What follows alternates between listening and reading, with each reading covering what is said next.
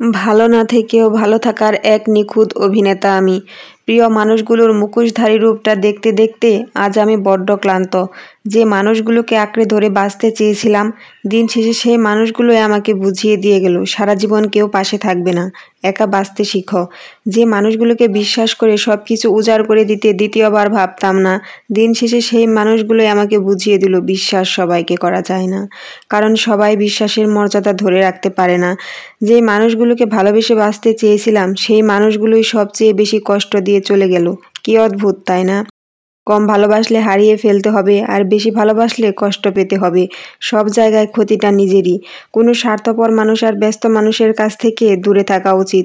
কারণ ব্যস্ত মানুষ নিজের ইচ্ছে মতো সময় বের করে তোমার সাথে কথা বলবে, আর স্বার্থপর মানুষ নিজের প্রয়োজনে তোমার সাথে কথা বলবে।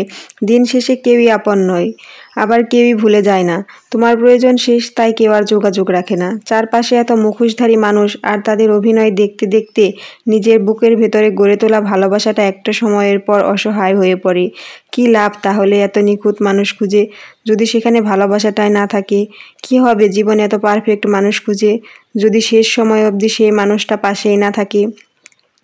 হ্যাঁ, দিন শেষে কিছু মানুষ কখনো আমাদের আপন নয়।